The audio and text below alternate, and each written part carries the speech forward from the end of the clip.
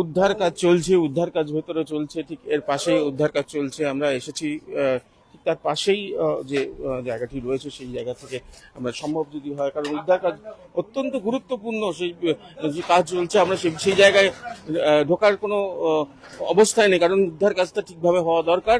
এবং এই মুহূর্তে যে কাজ চলছে আমরা দেখেছি যুদ্ধকালীন পরিস্থিতিতে যে নতুন সরকার তাদের সমস্ত শক্তি তারা এক করে নামিয়ে দিয়েছেন। আর্মি নেমেছে, এনডিআরএফ নেমেছেন। আমরা আপাতত পাশের যে প্রাইভেট কোম্পানিটি রয়েছে সেখানে ওপরে উঠে উদ্ধার কাজে যেটুকুনি ছবি সম্ভব আপনাদের দেখানো সেটুকুনি সম্ভব দেখাচ্ছি। যে যুদ্ধকালীন পরিস্থিতিতে উদ্ধার কাজ চলছে আপনারা দেখতে পাচ্ছেন, আপনারা দেখতে পাবেন সেটা। তার কিছুটা যদি সম্ভব হয় সেই ছবি আমরা দেখানোর চেষ্টা করছি। আমরা আপাতত ভেতরের ঢুকেছি, ঠিক দুর্ঘটনাস্থল যে কাজস্থলের ঠিক পাশে আমরা ঢুকেছি। আমরা উপরে গিয়ে উদ্ধার কাজের যে ছবি সেই ছবি দেখানোর চেষ্টা করছি। একে একে বারবার যেটা জানাচ্ছি যে একে একে সমস্ত শক্তি আর্মি নামানো হয়েছে, এনডিআরএফ এর টিম তারা এসছেন। আমরা এখনো পর্যন্ত যা খবর পাচ্ছি 13 জনকে উদ্ধার করা সম্ভব হয়েছে।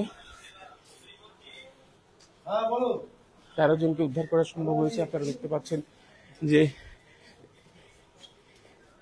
ঠিক পাশেই যে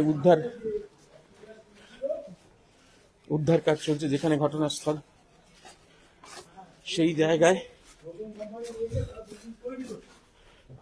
আমরা উঠছি এই বিল্ডিং এর ছাদ থেকে, যেটুকু সম্ভব আপনাদের দেখানোর। এবং এর ঠিক পাশের বিল্ডিং একই রকম ভাবে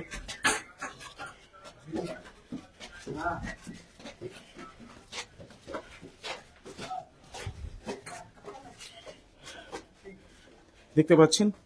এই সেই ছবি দেখতে পাচ্ছেন। উদ্ধার কাজ চলছে। এই দুটি গোডাউন পরপর গোডাউন, এই দুটি গোডাউন পরপর গোডাউন দুটি রয়েছে।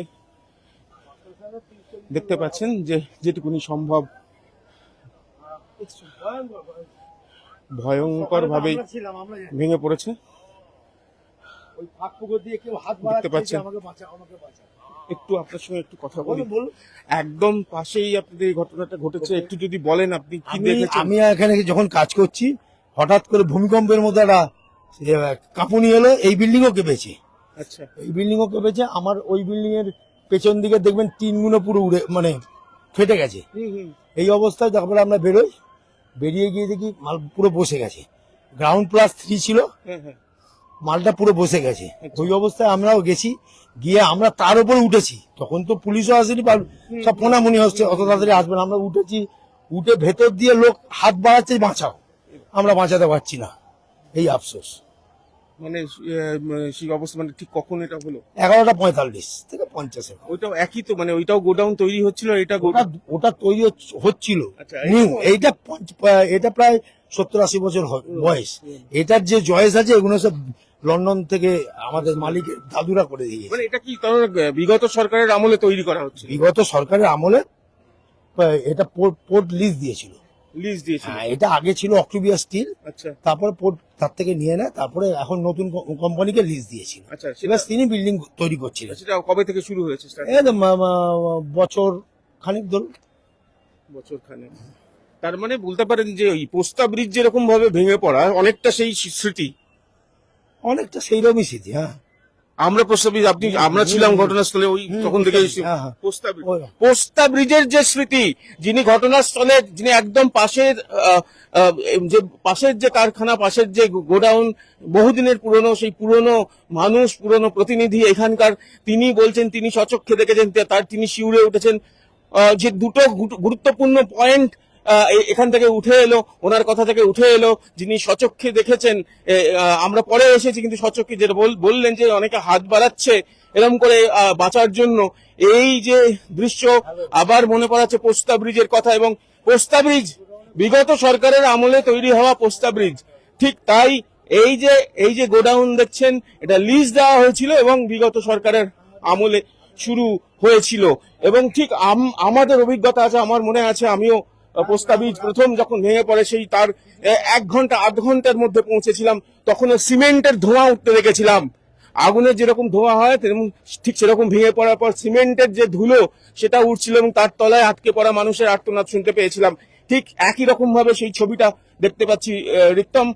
যতটা সম্ভব দেখানো সম্ভব, আমি বলবো না ভয়াবহতাকে তুলে ধরতে, কিন্তু যেটুকুনি বলার, যেটুকুনি দাদার কথা থেকে উঠে এলো, যেটুকুনি বলার যে স্বাভাবিকভাবে এই বিল্ডিং তৈরি হওয়া, এগুলো তো প্রশ্ন চিহ্নের সম্মুখীন হচ্ছে। এতগুলো মানুষ তলায় রয়েছে, উদ্ধার কাজ চলছে। আপনার কাছে আর একবার একটু আমি আসবো। এর মধ্যেই আর্মি, এর মধ্যে এনডিআরএফ সবাই নেমে পড়েছেন এবং 13 জনকে প্রায় সম্ভব হয়েছে। করেছে হ্যাঁ, হ্যাঁ, শুনেছি। হ্যাঁ। আমি তো এখানে আছি, আমাকে যেটুকুনি দেখছেন ঢুকতে দিচ্ছে না। হ্যাঁ, না, তাও শুনেছি আমাদের 1300 থেকে 15 জনের মধ্যে রেস্কিউ করেছে, তার মধ্যে হয়তো গোটা 5 লোক বাঁচবে না আশা করা যাচ্ছে। সেরকম ওনারা সমস্ত কিছু সহযোগিতা করছেন, পাশে থাকা যা হয় প্রতিবেশী হিসেবে যেটুকুনি করার দেখতে পাচ্ছেন সেই ছবি। উদ্ধার কাজ চলছে এবং দেখলেই বুঝতে পারবেন যে প্রত্যেক আর্মি থেকে শুরু করে দমকল বাহিনী থেকে শুরু করে আর্মি, সেনাবাহিনী থেকে শুরু করে এনডিআরএফ সবাই একসঙ্গে কাজ করছেন। এখনো অনেক মানুষ ভেতরে, হয়তো এখান থেকে দেখা যাচ্ছে না, একদম সম্ভব নয়, আমি জানি তোমার কোনো ক্যামেরাতে এত দূর থেকে সম্ভব নয়, কিন্তু এখনো দেখতেই পাচ্ছি, বুঝতেই পারছি যে ধ্বংসস্তূপ রয়েছে, তার নিচে আটকে থাকা কতটা আতঙ্কের আশঙ্কা, কতটা মর্ম ভেদ, কতটা আমি ভাষা হারিয়ে ফেলছি রিক্তম।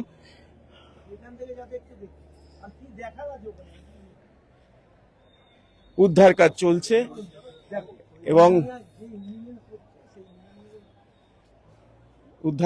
এখানে মাননীয় মন্ত্রী অগ্নিমিত্র পাল এসেছিলেন এবং আরো মন্ত্রীরা এবং প্রতিনিধিরা, সরকারি প্রতিনিধিরা এসেছিলেন। খুব মর্মান্তিক ঘটনা, উদ্ধার কাজ চলছে।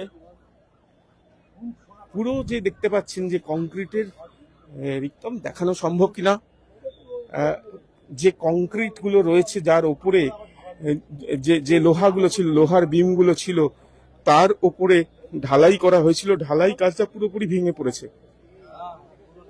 লোহার যে বিম ছিল সে বিম একেবারে বারবার কথা পোস্তা ব্রিজের স্মৃতির কথা, স্মৃতি, সে দুঃসহ স্মৃতি আবার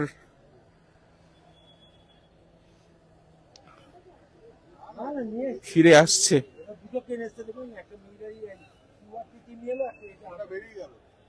আপনারা দেখতে পাচ্ছেন যে এই লোহার বিম গুলো আর ঠিক ভেঙে পড়া যে কংক্রিট, মাথার উপরে ছাদ যে ভেঙে পড়ে, যেভাবে ভাবলেও শিউরে উঠতে হয়। এবং রিক্তম একটু সামনেটা দেখাতে বলবো যাদের কাছে আমরা এসেছি, যে পাশের বিল্ডিংটি, এটি ব্রিটিশ আমল, এটা অনেক আগে তৈরি, এটি এখনো, এটি দেখুন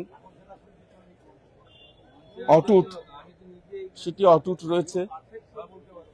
কিন্তু বিগত সরকারের সময় তৈরি করতে শুরু করা, নির্মীয়মান, এতদিন আগের এই যে জায়গা, আপনাদের একবার এই ছাদটা দেখানোর চেষ্টা করব। দেখুন এই যে ছাদ রয়েছে, ঠিক এই যে গোডাউন, এখানেও চায়ের গোডাউন আমরা দেখলাম, চারিদিকে চায়ের গন্ধ মম করছে। এই গোডাউনের এই ছাদে উঠেছি, দেখতে পাচ্ছেন এই ছাদ বহু পুরনো তৈরি করা, অর্থাৎ এখানেও এই ভেজালের কথা বলছিলাম না, বিগত সরকারের আমলে তৈরি হচ্ছিল নির্মীয়মান, আর এটা বহুদিন আগে তৈরি হওয়া। সেটি দেখুন কি অবস্থা, কিভাবে ভেঙে পড়েছে, এতগুলো মানুষ আটকে পড়েছেন। একটাই আসার কথা, উদ্ধার কাজ, আপনাদের যেরকমটা দেখাচ্ছিলাম যে দ্রুত গতিতে উদ্ধার কাজ চলছে, সেটা আসার কথা। এবং সমস্ত শক্তি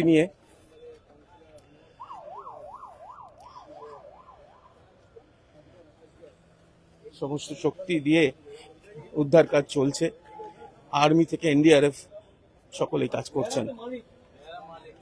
আসার কথা এখনো পর্যন্ত যে প্রায় 13 জনকে উদ্ধার করা সম্ভব হয়েছে, এবং কিন্তু আসার কথার পাশাপাশি আশঙ্কাও থেকে যাচ্ছে। আশঙ্কার কথা একটাই, এখনো অনেকে আটকে রয়েছেন, কারোর মৃত্যুর আশঙ্কাও করা হচ্ছে। কিন্তু আবারও বলছি, পোস্তার স্মৃতি ফিরে এলো।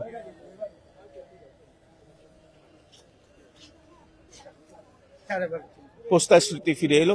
ঠিক এই জায়গা থেকে দাঁড়িয়ে আপনারা দেখলেন যে ঠিক পাশের যে বিল্ডিং, সেই বিল্ডিংয়ে উঠে আমরা দেখালাম ভয়াবহতা এবং সঙ্গে সঙ্গে উদ্ধার কাজের যে কাজ চলছে সেই তার ছবিটা আপনারা দেখতে পেলেন।